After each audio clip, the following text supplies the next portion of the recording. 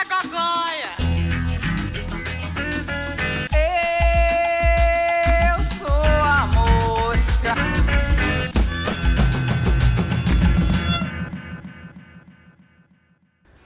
O tropicalismo não somente foi o manifesto que sacudiu a música brasileira no final dos anos 60.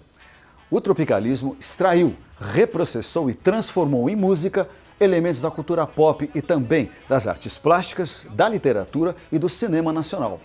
Neste programa, o Som do Vinil investiga os fatores que levaram Gilberto Gil e Caetano Veloso à criação de um coletivo que resultaria na gravação de um dos álbuns mais importantes da música brasileira, o disco Tropicália, ou Panis et Circenses.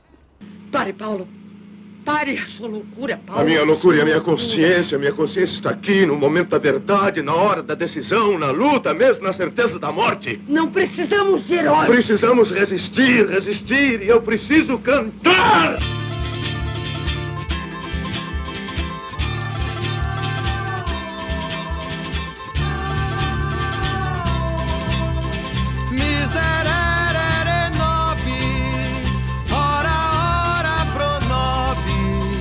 O tropicalismo buscava fazer uma constelação de diálogos. Porque ali não é um diálogo só com a literatura, só com as artes plásticas. É com tudo e mais alguma coisa. É com a cultura de massa principalmente. Vamos passear nos Estados Unidos do Brasil. Vamos passear escondidos.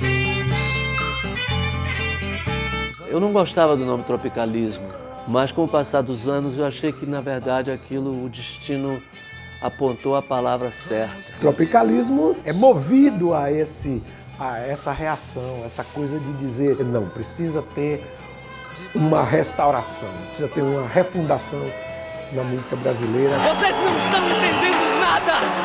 Nada! Nada! Absolutamente nada!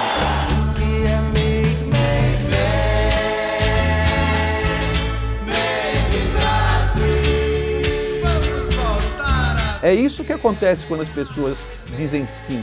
Foi o momento em que essas pessoas se encontraram, como numa espécie de uma encruzilhada. São vários caminhos, várias estradas e se encontraram ali naquela encruzilhada, né? Tom Zé não fez nada, Mutante não fez nada, Caetano não fez nada, Gilberto Gil não fez nada, Rogério Duprá não fez nada, Gal Costa não fez nada. Um rebanho de vagabundos só fizeram prejudicar o Brasil.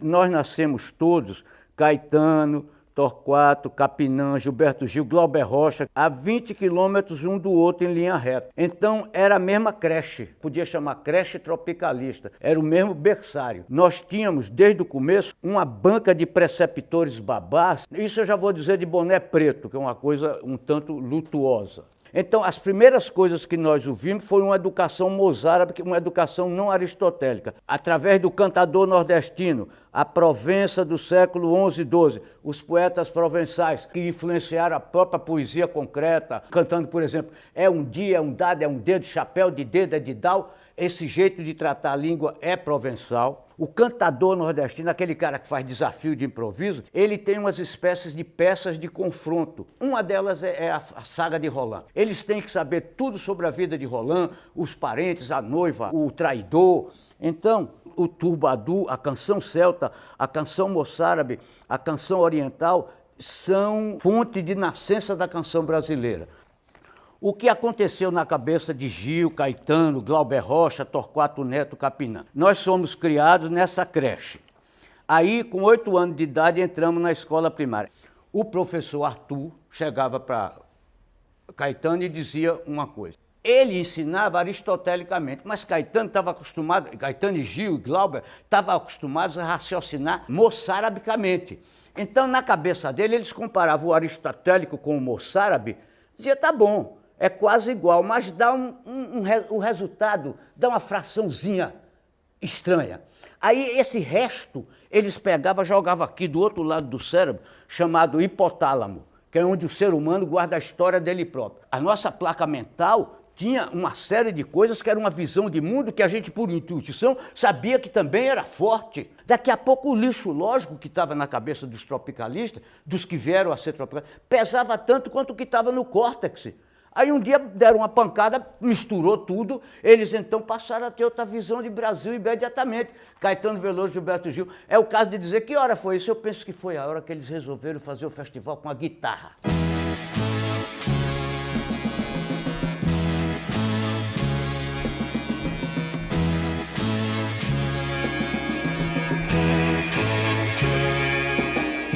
Caminhando contra o vento, sem lenço, sem documento, no sol de quase dezembro, eu vou. O sol se reparte em crimes, espaçonaves, guerrilhas, em cardinales bonitas, eu vou. Caetano, escreve pra gente a cena cultural brasileira a partir da segunda metade dos anos 60, ali no qual o conceito do tropicalismo foi se formando. Em 64 teve o golpe militar. Curiosamente, recrudesceu um tipo de expressão artística política de esquerda, né? Espetáculos Opinião, a Arena Canta Zumbi, os espetáculos do CPC da Uni, que tinham sido a inspiração antes de 64, terminaram resultando em muitas coisas. Cinema novo, entendeu? Deus Diabo na Terra do Sol saiu depois do golpe. Porque o golpe veio, mas eles permitiam na área da cultura, eles permitiam muito. Só veio a mudar isso em 68. Aí eles foram duros na área cultural também. E o tropicalismo nasceu dentro dessa tensão, né? A bossa nova já era uma coisa estabelecida desde o final dos anos 50, do início dos anos 60. E também uma composição de música de protesto, né?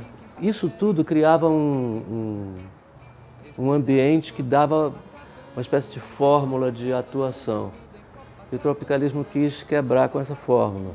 O mundo explode longe, muito longe, o sol responde, o tempo esconde, o vento espalha e as migalhas caem todas sobre Copacabana, me engana, esconde o super amendoim, o espinafre, o biotônico. Você acredita que o manifesto tropicalista, que o movimento tropicalista, foi, na verdade, o momento em que as artes da música, as artes plásticas, as artes do teatro e do cinema tinham uma convergência de ideias ali muito forte, como talvez em nenhum outro momento da música brasileira tenha acontecido, você acha? Eu acho que sim. E as pessoas se encontraram para pensar o Brasil em relação ao mundo, né? Que país era esse? Não é? Que continente era esse? O tropicalismo teve essa, digamos assim, essa comunhão com as outras artes, que é justamente a abertura que o tropicalismo trouxe dentro da música popular. Abriu todas as comportas. Eles estavam com fome, e aí imediatamente o que eles faziam, primeiro apaixonava Gil e Caetano. E depois eles também imediatamente se identificavam com quem se identificava com ele. Aí fizeram parte do movimento dessa maneira. Eu acho que foi um momento de luz cor, né? As muitas faces, né? De um mesmo cristal que era a arte brasileira. Um navegante atrevido salió de Palos um dia, iba com 3 caravelas. É uma tentativa de explicar um Brasil abrangente, feito de muitas referências. É uma tentativa de reinventar um país sem fissuras, sem divisões. Eu acho sempre que o tropicalismo foi uma visão crítica, uma retomada do nacionalismo em termos não políticos, em termos de Mário de Andrade, Oswald e um pouco a Semana de Arte 22. Eu acho que foi uma retomada, o tropicalismo foi isso. E eu acho que é uma visão crítica das coisas, misturado com Carmen Miranda, com Tropical Splendor do Cole Porter, né? Mamãe eu quero, mamãe eu quero, mamãe eu quero, mamãe. Dá chupeta, dá chupeta pro bebê não chorar. O tropicalismo buscava, né, fazer uma constelação de diálogos. Na verdade, o tropicalismo não é um diálogo só com a literatura, só com as artes plásticas, só com o cinema. É com tudo e mais alguma coisa. É com o pensamento social brasileiro. É com a cultura de massa, principalmente. É com a ideia do pop. da cultura pop, da emergência de uma cultura pop. É da crise de uma representação do projeto nacional popular. E por que não? De uma crise da esquerda, né? E da pauta das questões de esquerda naquele momento. Eu sou um homem pobre, um operário. Sou presidente do meu sindicato. Estou na luta das classes. Acho que está tudo errado. E eu não sei mesmo o que fazer. O país está numa grande crise e o melhor é aguardar a ordem do presidente. Estão vendo o que é o povo?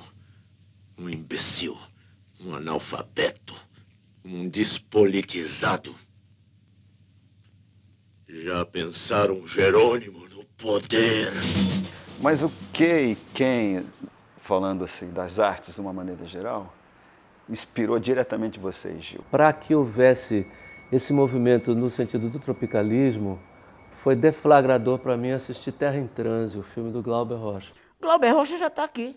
O cinema de Glauber Rocha tem a ver com a mesma origem da gente, com a mesma banca de preceptores babá, a creche tropicalista e tal. É o Eisenstein no sertão baiano, não é? E ele tem uma formação muito requintada da Escola de Teatro da Universidade da Bahia, que foi a primeira escola de nível universitário. Não se pode fazer uma revolução econômica nem cultural sem termos uma cultura desenvolvida. Não tem abertura, não tem abertura Caetano para Gilberto Gil, não tem abertura para os verdadeiros pensadores brasileiros.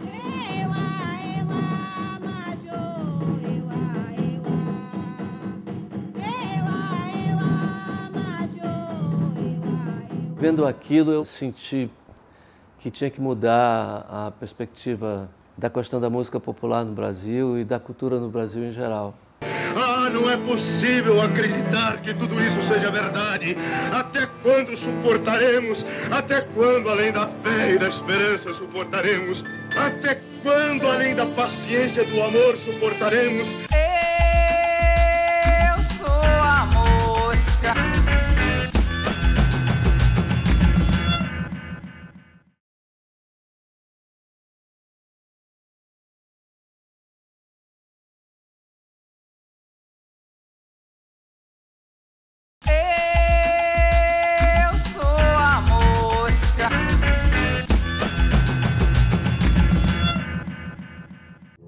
Let me take you down, 'cause I'm going to Strawberry Fields.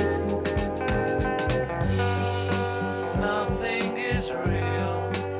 Já o Gil foi pelo lado dele lá, sozinho. Ele ouviu nos Beatles uma coisa, e ele ficou falando que eu tinha que ouvir, saiu acho que primeiro em compacto, e ele ficou falando que eu devia ouvir. E eu disse, tá bom, vou ouvir e tal. Alguma hora eu ouvi. E de fato eu achei espetacular. E ele foi para Pernambuco, ele tinha um negócio para fazer em Pernambuco, ficou uma temporada lá. E aí ele ouviu a banda de Pífanos de Caruaru. Juntar banda de Pífanos de Caruaru com Sgt. Peppers. Era isso que você queria fazer no tropicalismo. Uma coisa que o próprio disco Sgt. Peppers de uma certa forma inspirava, porque o que é que você percebe? Eles fazem uma súmula das grandes influências. Você tem aí o folclore escocês, você tem aí a reminiscência das grandes bandas. O Sgt. Pepper é uma banda de música. Já me inspirava um pouco a buscar um equivalente do mesmo processo no Brasil. Mas a banda de Pífaro deu essa coisa ali, parecia, eu dizia, isso aqui parece o Sgt. Peppers, é como se fossem os Beatles, não é? Tem a ver com a faixa, inclusive, do Sgt. Peppers. Tem uma orquestra meio de coreta, assim. É, isso. Uma bandinha de coreta. Uma bandinha de coreta. Então, essa coisa, essa rusticidade da coisa da banda de Pífaro, com essa hipersofisticação de George Martin e a criatividade extraordinária dos Beatles, isso tudo me deu vontade de que a gente tivesse um equivalente brasileiro.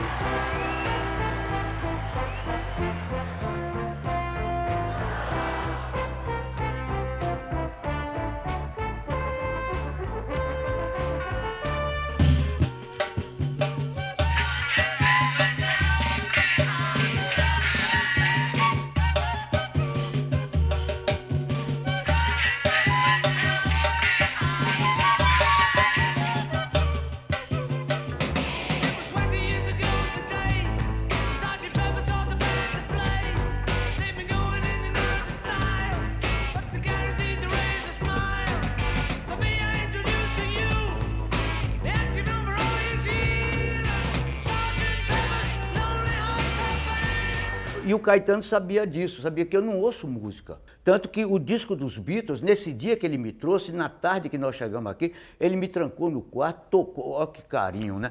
Traduziu faixa por faixa, me disse o que é que significava, jogado, o que era, o que não era. Tocou Sgt. Pepper's todo para mim. E a seguir me levou para ver o Rei da Vela. Veja que dia fantástico, né?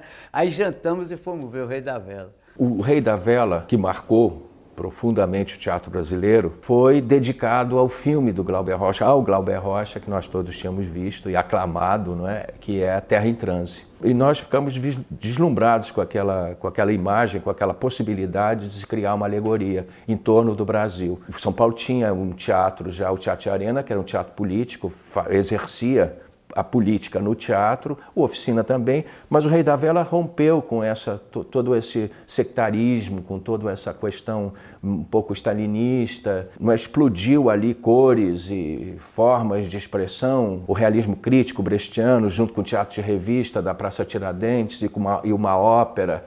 Então eram as 3 fases, na realidade, do Rei da Vela de interpretação, não é?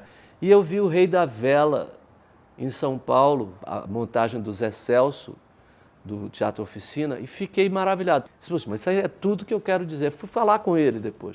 Ficamos amigos até hoje. Então havia todo esse novo ambiente que se formou. Eu acho que, na realidade, essa peça, ela trouxe à tona novamente a importância fantástica, né? A crítica do Oswald de Andrade, em todo o seu esplendor, né? E Tarsila, com isso, todos os grandes autores e toda a turma da Semana de Arte 22.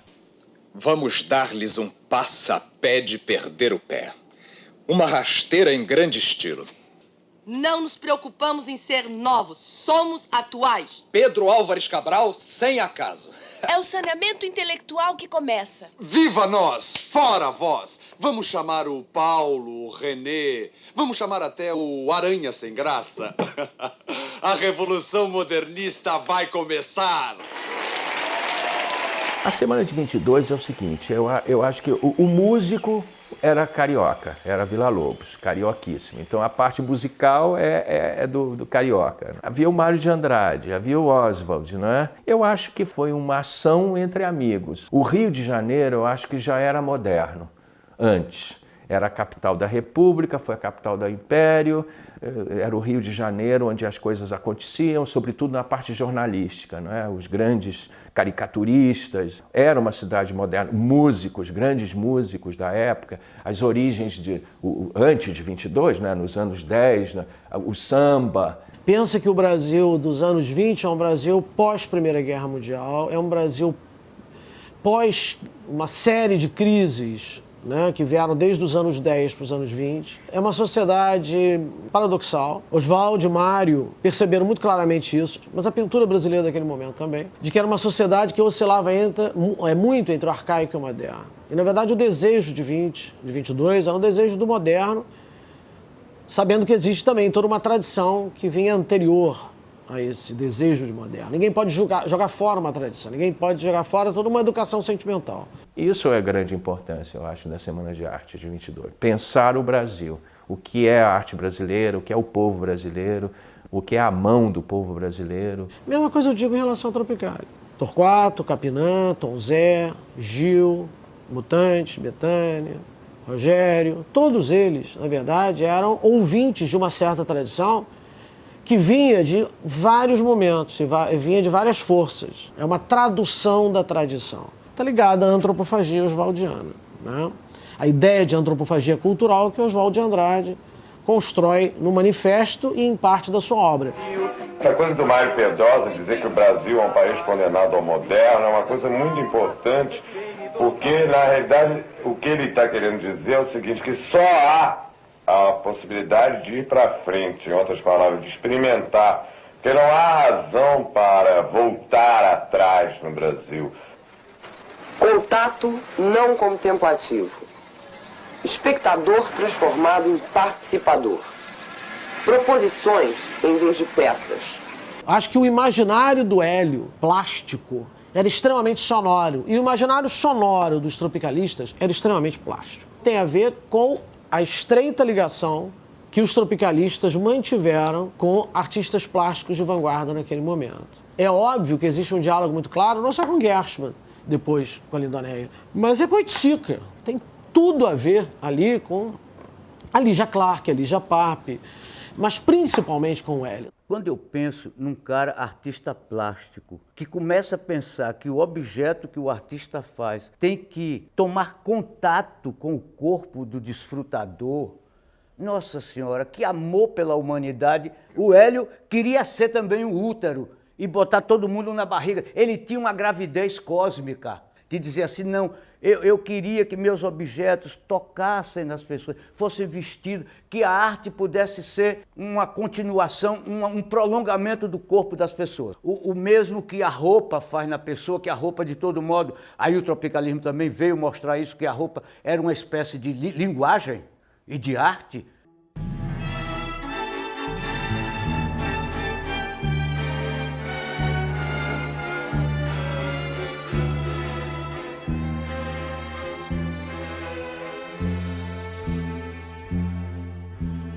O tropicalismo, na verdade, veio para espanar, para provocar, sem buscar síntese, fazer uma grande bricolagem, um grande trabalho plástico, um grande trabalho de montagem, em que várias forças presentes na cultura brasileira, não só na música, mas em outras artes, estariam ali juntas, participando de alguma coisa nova. Quando eu cheguei aqui em São Paulo e Rio, eu falei para o Caetano, falei para o Torquato, falei para os meninos, Rogério Duarte, Capinã, disse, olha, a gente precisava fazer uma coisa desse tipo, uma coisa que de alguma maneira recupere a dignidade profunda dessa manifestação interiorana brasileira, traga isso para o círculo cultural propriamente dito e ao mesmo tempo já junte com tudo isso essas novas ondas que estão chegando de lá de fora. E aí eu conversei com ele sobre o meu lado, as coisas que eu vinha pensando, casava bastante, entendeu? E a gente pensou em fazer uma intervenção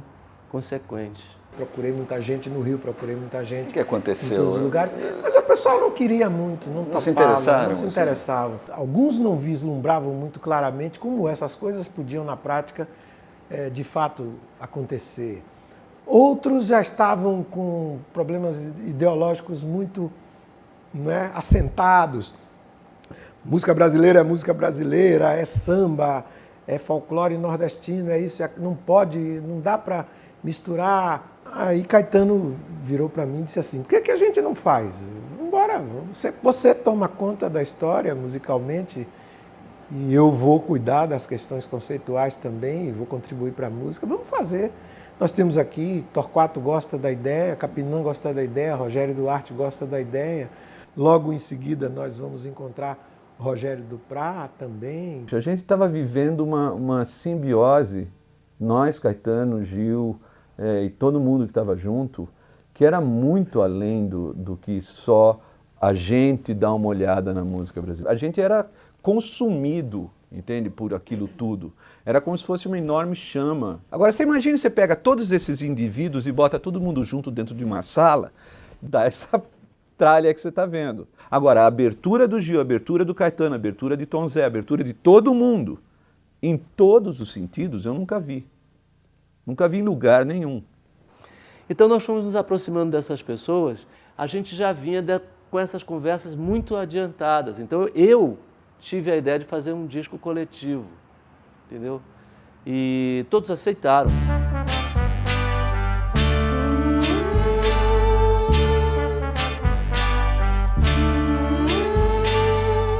No próximo episódio, o Som do Vinil investiga os bastidores da criação e produção do álbum Tropicália. Até lá! É somente requentar e usar. É somente requentar e usar. O que é made in Brasil. Vamos voltar a ver. O que é made in Brasil.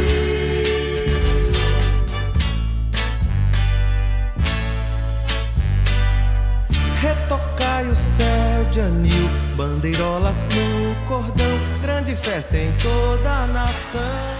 Olha aí os bem-te-vis do Canal Brasil em seu habitat natural. Peraí, o narrador chamou a gente de bem-te-vi? Tô ligado, é porque os humanos acham que o som que a gente faz é bem-te-vi. Isso não faz o menor sentido. Eles não sabem que o que a gente fala é... Imagina o dia que eles descobrirem que a gente tá o tempo todo falando